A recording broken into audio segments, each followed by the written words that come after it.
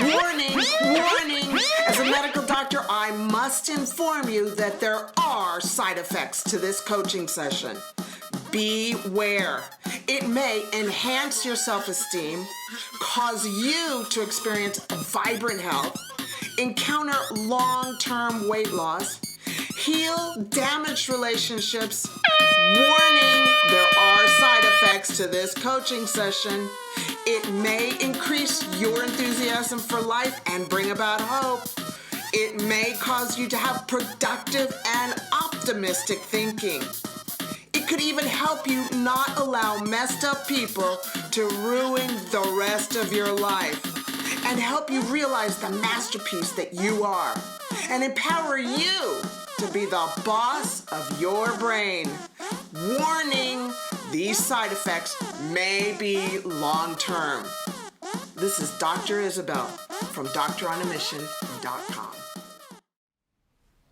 Hey, good morning, good afternoon, good evening. You know what? It's not your fault. No, it's not. Hey, the reason why I'm talking about that today is just to understand that over the last 3 generations, I want to talk about the timeline as what has happened around food and food in the kitchen. What has happened to our lifestyle of eating and what we're doing. Hey everyone, this is Chef Michael, culinary nutrition expert at Doctoronamission.com, along with my beautiful wife, Dr. Isabel, functional medicine doctor and director and founder at Doctor on a Mission. We're here to help you guys live a long, happy, vibrant life to prevent and overcome disease and give you hope.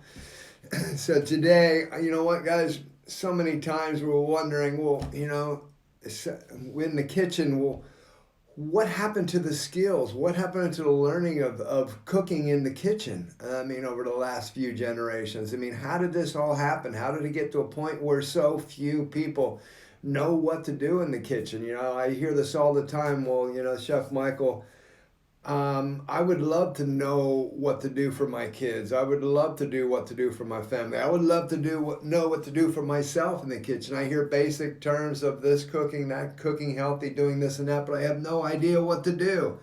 Well, today I want to just kind of help to understand it's not your fault. Here's what has happened over the last 70 years. We're going to go through that today just to help out. And I want to talk a little bit about why I am so passionate about helping you to reclaim your kitchen and what has happened in my life, so that I know this is my mission and our mission here at Doctor on a Mission. All right, so let's go back a little bit in time. So it really was around the 1940s when all the changes started to happen. And what was the big worldwide event in the 1940s?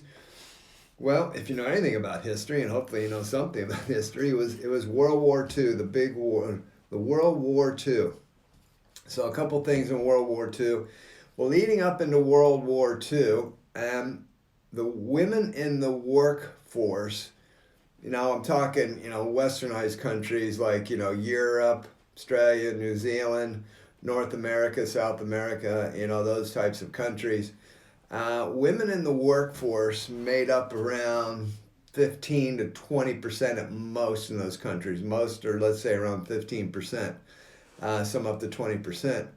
Well, during World War II, because all these men were going off to war, yes, some women, but mostly men in those days, the female workforce during World War II shot up to around 38 to 40% in those countries.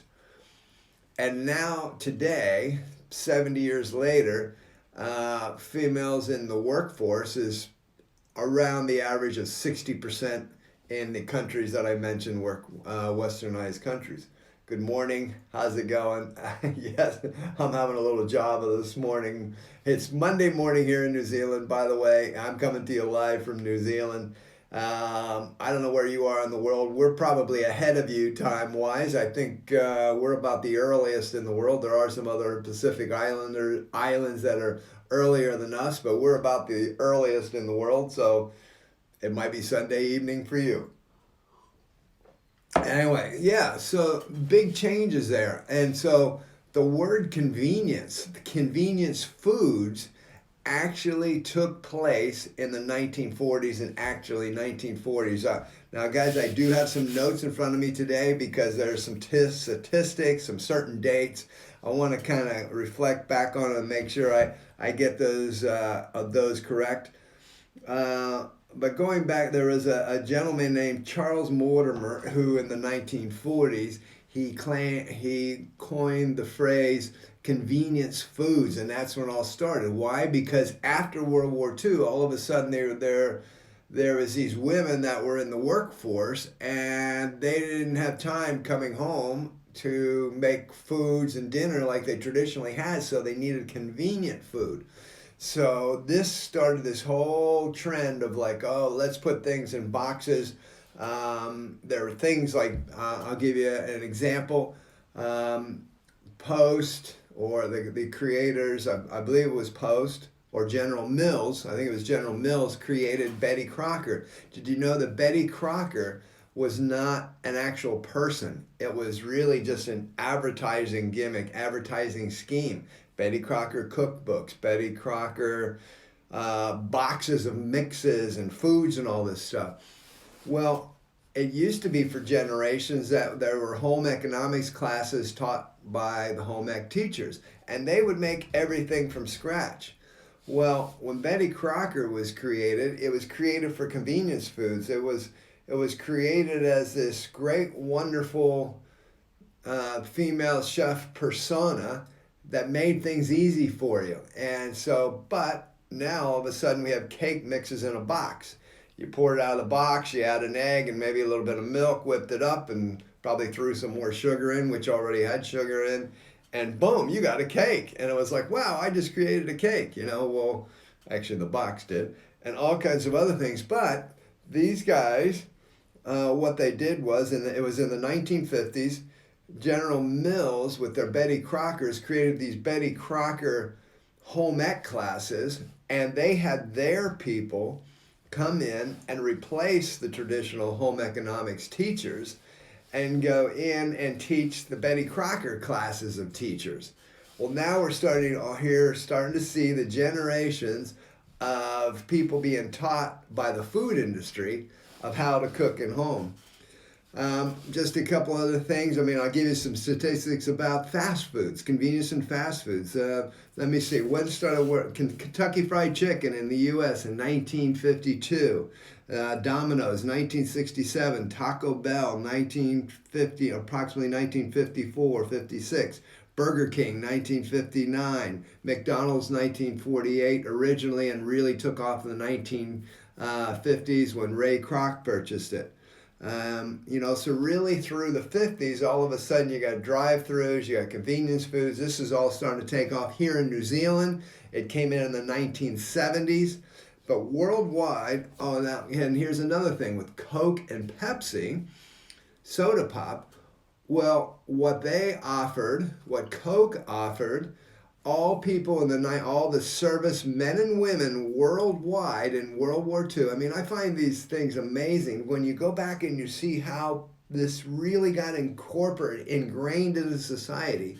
In World War II, Coca-Cola offered all service men and women that were serving, basically, I think the Allies most likely. I don't know if it was on the German side at the time, and apologies to you Germans today, but I don't know what was on that side. Is on the Allied side is what Coke offered all men and women servicing a bottle of Coke for 5 cents. Now at that time, I don't know what, I think it was maybe a half price or very cheap. It might have been more, but it was 5 cents for a Coke for anybody who was serving around the world during that whole time of World War II.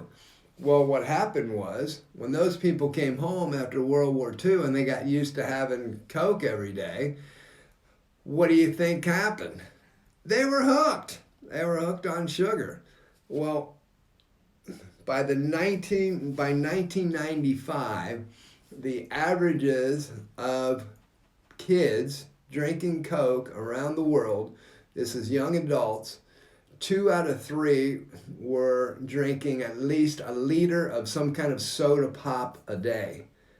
Now, that wasn't happening before the 1940s, but that's what happened as you got generations starting to get hooked on these things. And it all started around that time things that the food industry did that supposedly was convenient. It was helping society. It was giving society. It was helping, but it got people hooked on the two big factors, sugar and salt, during those times.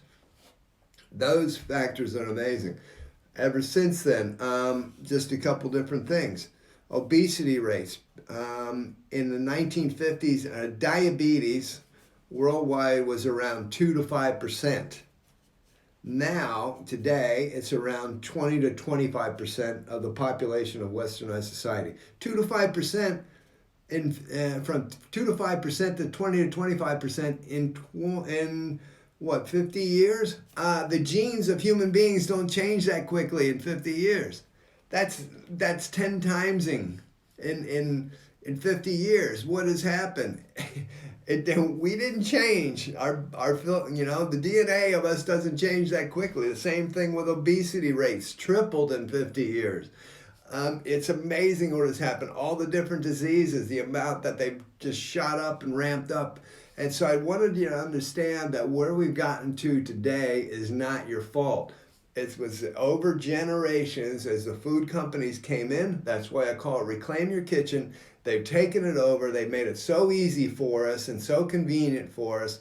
They put it all in there. They've added all the ingredients. So everything's into the processed food that we go, oh, well, this is just simple. This is easy. And we're hooked on it. Okay? So here at Reclaim Your Kitchen, my mission, my purpose is to help you take that kitchen back to be able to cook from scratch. Simple, elegant, quick, wonderful, healthy meals. And why do we want to do that? Well, to save our health. That's why we want to do that. And I look back on my family and what's my mission about. I look back on my family, and my mom died at 53 from cancer, very young. My dad, my father, he died at 69 from basically diabetes, stroke, many things going on in his body, just physically poor shape. I look at our lifestyle eating habits. These guys had no idea. They came through that generation growing up in the 50s and 60s with cooking. They were both working. We got home, they didn't have time.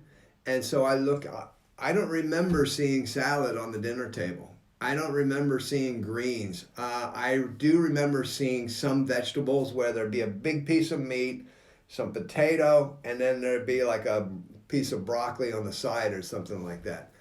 I do remember that. But that's about it. And was there soda pop? Yep, absolutely. Was there chips, bacon, salami? I mean, weekend meals were white potatoes and bacon and eggs. Yeah, we had some eggs, but they would be cooked in canola oil, and the bad oils. I don't remember extra virgin olive oil put on foods. I remember canola oils poured all over it. And that wasn't their fault. I don't blame them because they came up through that, and that industry stole that kitchen from them because that's what they knew how to do. It was quick, it was convenient. Friday nights we went out. Now back then we went out on Friday nights as a special treat. Dad got paid, Mom got paid, and we went out to different fast food places on a Friday night as a treat.